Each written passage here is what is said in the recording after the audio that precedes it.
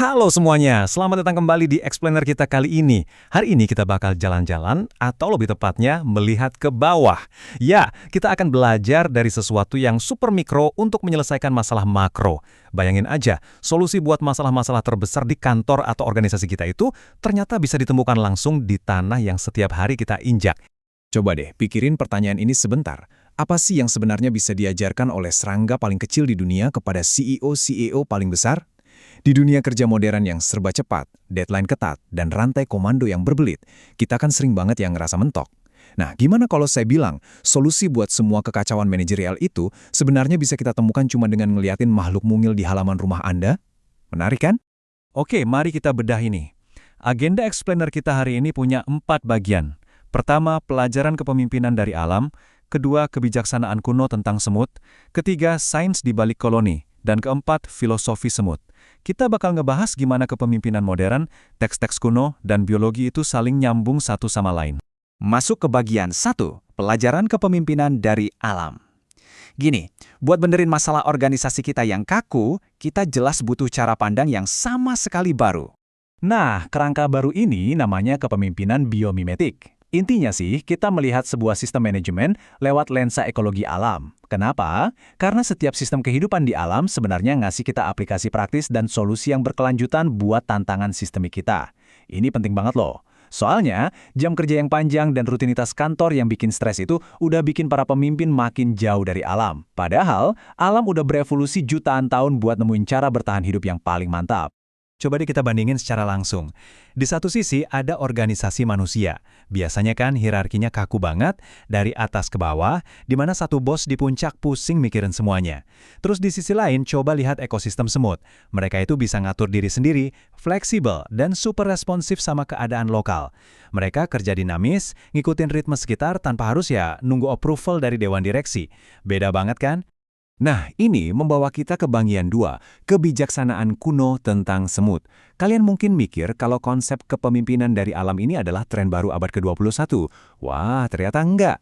Jauh sebelum teori manajemen modern itu lahir, para pengamat di zaman kuno udah mendokumentasikan prinsip-prinsip ini dengan sangat akurat. Dan ini tergambar dengan sangat brilian dalam berbagai literatur. Ini adalah salah satu contoh riset akademis masa kini, sebuah studi berbasis tinjauan sejawat yang mengintegrasikan tafsir Al-Quran dengan sains modern. Perlu dicatat ya, kita benar-benar lagi membahas sebuah analisis ilmiah yang mengintegrasikan teologi dan sains, bukan sekedar bahas mitos hewan peliharaan. Sebagai contohnya, kita bisa lihat kutipan dari Al-Quran, yaitu surah An-Naml ayat 18 ini. Di sini dinarasikan ada seekor semut yang berseru, "Wahai para semut, masuklah ke dalam sarang-sarangmu saat pasukan Nabi Sulaiman mau lewat." Yang bikin para akademisi takjub adalah bagaimana ayat ini secara gamblang mengilustrasikan tingginya tanggung jawab kolektif dan kesadaran sosial si semut. Dia nggak lari kabur sendirian, tapi langsung ngasih peringatan buat ngelindungin seluruh koloninya secara terstruktur. Dan persis di samping itu, mari kita lihat secara objektif teks dari tradisi Alkitabiah, yaitu Kitab Amsal. Bunyinya dengan jelas bilang, "Hai pemalas, pergilah kepada semut. Biarpun tidak ada pemimpinnya, pengaturnya atau penguasanya, ia menyediakan rotinya." Keren banget kan melihat sinergi yang imparsial antara teks-teks kuno ini? Keduanya sama-sama ngakuin luar biasanya cara semut mengatur diri sendiri.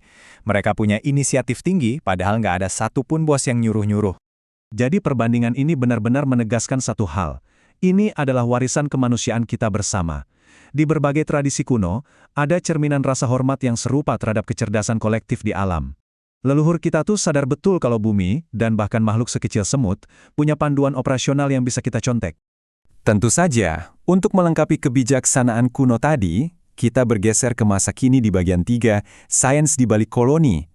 Di sini kita bakal bahas rahasianya dari sudut pandang biologi yang ngasih kita momen aha, di mana observasi masa lalu divalidasi langsung oleh sains modern. Rahasianya ada di satu konsep ilmiah ini, kecerdasan kolektif.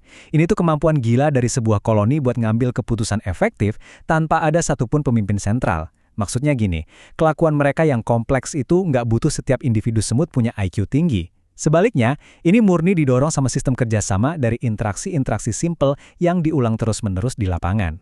Nah, ada satu fakta biologi yang luar biasa menarik. Kalian sadar nggak sih kalau semut itu nggak punya telinga? Mereka sama sekali nggak punya suara buat teriak ngasih perintah.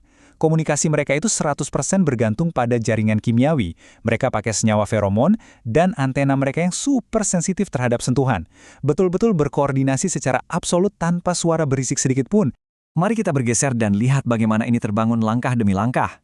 Langkah pertama, seekor semut pencari makan berhasil nemuin sumber makanan.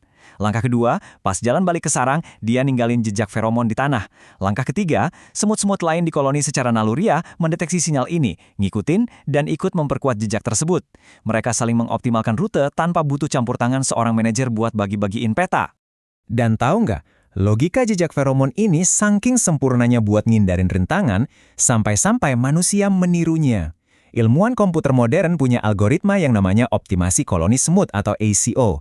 Mereka pakai prinsip matematis dari cara semut jalan buat ngeresolusi masalah teknologi yang super rumit, sekaya navigasi digital, perutaian internet, sampai logistik pengiriman barang global. Gokil kan? Selain pinter secara sistem, pembagian tugas mereka juga jelas banget, tanpa ada ego yang terlibat. Ada ratu buat reproduksi dan kelangsungan hidup, pekerja buat logistik dan bersih-bersih, lalu prajurit buat pertahanan. Sistem ini sangat stabil karena mereka memprioritaskan keselamatan komunitas di atas ambisi individualis. Kinerja kolaboratif ini juga didukung biomekanika fisik yang bikin geleng-geleng kepala. Seekor semut itu bisa ngangkat beban 10-50 kali lipat dari berat badannya sendiri. Coba bayangin, itu ibarat manusia ngangkat truk kecil. Kerangka luar dan otot mereka itu dioptimalkan buat kerja keras dan ngangkat beban bareng-bareng demi koloni. Yang membawa kita ke bagian terakhir explainer ini, bagian 4, filosofi semut. Dari gabungan kebijaksanaan kuno dan sains modern yang memukau ini, apa yang bisa kita pelajari buat kehidupan kita sehari-hari? Jadi, poin krusialnya adalah, kita bisa ngambil 5 sifat dasar ini. Pertama, tahu peran kita dan kerja keras. Kedua, berkolaborasi kalau bebannya terlalu berat. Jangan egois pengen ngerjain semuanya sendiri. Ketiga, pantang menyerah. Kalau ada hambatan di depan mata, cari rute alternatif. Keempat, punya inisiatif tinggi walau nggak ada bos yang ngawasi di belakang kita. Dan kelima, jadilah perencana masa depan yang baik, kayak semut yang udah siapin makanan sebelum musim dingin tiba. Ini tuh perilaku mikro yang kalau diterapin, beneran bisa ngebentuk karakter kepemimpinan makro yang solid banget. Sebagai